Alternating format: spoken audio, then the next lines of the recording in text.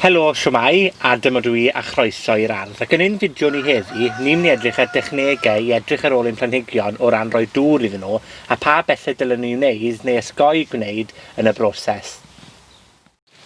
Un o'r cwestiynau garddio fwyaf cyffredin yw sut i ofalu am ein planhigion wrth roi dŵr iddyn. A mae'n gwestiwn sydd yn creu pryder mawr weithiau mewn gerddwyr, achos mae pobl yn teimlo fel, wel, os ydyn ni'n rhoi gormod o ddŵr, falle bod ni'n newidio'r planhigyn.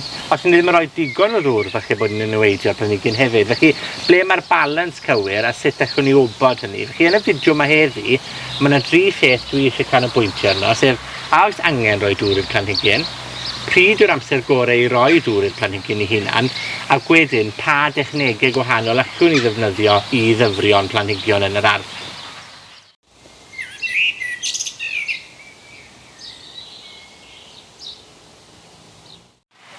Mae da fi ychydig o blanhigion fan hyn, ac un peth dwi eisiau penderfynu yw a oes angen dyfrio nhw eu peidio, ac mae un dechneg fi licen i ddangos gyda chi dwi'n defnyddio gytre sydd yn helpu fi wybod os oes angen dŵr ar blanhigyn neu beidio.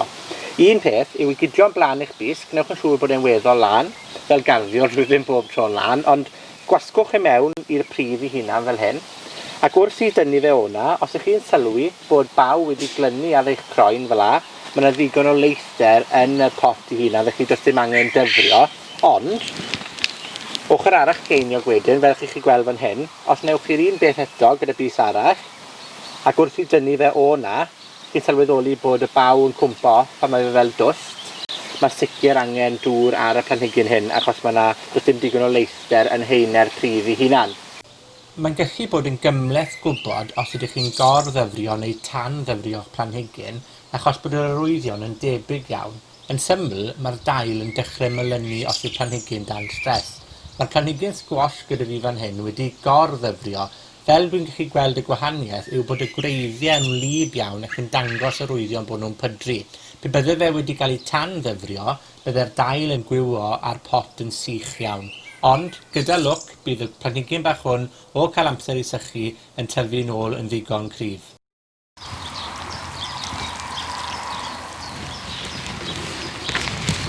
Yr amser gorau i ddyfrio planhigion o'n profiad i yw yn gynnar yn y bore cyn bwyty 10 y gloch y bore.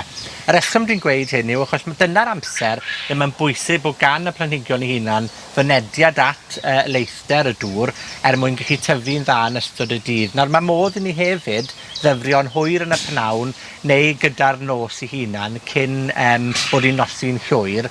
Ond yr unig drafferth dwi'n gweld gyda hynny yw bod e'n creu amgylchedd dda iawn i malwod a gwlithod. Felly, os ni'n gallu osgoi dyfrio'r adeg ni a dyfrio'r y bore yn lle, mae hynny'n well o lawer.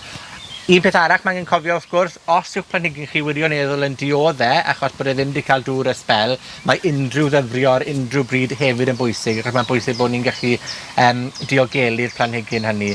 Ond fel reol, os gallwn ni, dyfriwch yn y bore bob tro. Reswm arall dros wneud yn y bore neu'r nos hefyd yw osgoi gwres yr haul yn ystod y dydd. Nawr, os ni'n dyfrio pan mae'r haul ar ei chryfa, ni'n gwastraffu chydig o amser achos mae'r dŵr ei hunan yn mynd i anweddu, ond hefyd gallwn ni losgi'r dail achos wrth bod y dŵr yn glynu ar ddail y planhigion, mae'r haul yn gallu twymo'r dŵr hynny a llosgi'r dail. Felly, os gallwn ni osgoi cyfnodau fwyaf cynnes a thwym yn ystod y dydd.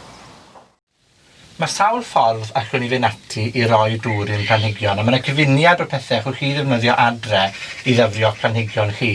Un ohonynt yw defnyddio can dŵr, a dwi wrth y modd yn defnyddio can dŵr yn y tŷ gwydr yn enwedig, achos mae'n caniatáu i fi gasglu dŵr o'r water butt, sef dŵr glaw sydd wedi croni yn ystod tywydd glib, achos mae'r dŵr hynny a llai o gymegion yno fe, ac yn well i gyfer hadau bach. Nawr, un cyngor pwysig byddwn ni'n gweud yw i chi cael gosod y planhigion mewn haenau mewn tŷ gwydr. So fan hyn, mae gyda fi'r hadau lleia ar y top, canolig a mwyaf ar y gwylod. Ac ar y gwylod ei hunan, mae gyda fi trei sy'n dal dŵr. A'r reswm dwi'n gwneud hynny yw, achos wrth bod fi'n dyfrio'r planhigion ar y top, mae'r dŵr ei hunan yn dripo lawr ac yn rhoi dŵr i bob haen, ac wedyn yn golygu bod llai o wastraff dŵr gyda fi. Felly, os welwch chi fan hyn, wrth bod fi'n dyfrio'r planhigyn ar y top, yn raddol, mae'r dŵr ei hunan yn golchi lawr i'r haenau nesaf, ac mae'r treis ar y gwylod yn dala'r dŵr hynny wedyn yn dyfrio'r planhigion ar y gwylod. Un ffordd arall o ddyfrio yw i roi planhigion neu potio blanhigion mewn treis o ddŵr. A dyna dwi'n gwneud fan hyn yn y bôn, yn y tŷ gwydr wrth adael trei ar y gwilod. Ond gwed bod gyda chi bot, a cael saser neu ryw fath o blat o dan y pot hynny i gadw'r dŵr. Un, mae'n arbed y dŵr i hunan, ond hefyd mae gwreiddiau'r planhigion sydd fwy o faint yn tynnu'r dŵr i hunan o'r gwilod. Felly os welwch chi'r potyn fan hyn, mae'r gwreiddiau yn barod wedi mynd lawr i mewn i'r dŵr, a dyna'r ffordd orau o ddyfrio planhigion mwy o faint. Achos yn naturiol yn y pridd, mae'r dŵr yn islawr yn y ddeiar. Un peth pwysig i gofio os chi'n defnyddio pibell dŵr yw i geisio cael gwn fel hyn ar ben y dŵr i hunan mwyn gallu amrywio pwysedd y dŵr sy'n dod mas o'r gwn. Mae hwn yn bwysig achos pan ni'n dyfrio planhigion, mae dail rai planhigion yn lot fwy tyner. Felly os ych chi'n gweld fan hyn, mae'r dŵr yn gallu dod mas yn ysgafnach o lawer neu yn fwy pwerus, ond yn delfrydol gyfer hadau bach enghraifft, mae defnyddio un sydd fel niwl fan hyn lot yn well ac wedyn defnyddio rhywbeth fel cawod ar gyfer planhigion sydd wedi sefydlu. Mae yna gymaint o ffyrdd wahanol o ddyfrio'n planhigion yn yr ardd, a wy'n gobeithio bod fi wedi dangos rai o'r technegau fi'n defnyddio yn yr ardd fan hyn. Ond cofiwch, mae gan bob blanhigyn i anghenion dŵr unigol i hunan. Felly gwnewch yn siŵr bod chi'n neud ychydig o ymchwil i mewn i'r planhigion i chi'n ei tyfu o flaen llaw, jyst mwyn neu'n siŵr bod nhw ddim yn cael gormod neu ddim digon o ddŵr ar yr un pryd. Cofiwch, ni wastad wrth ei bod yn clywed wrthych chi o ran rai o'ch tipiau eich cyngor chi o ran fel ych chi'n dyfrio yn yr ardd, ac os hoffech chi rannu'ch straeon gyda ni, gadewch neges yn y sylwadodd i tan y fideo yma. Tan y tro nesa, hwyl am y tro.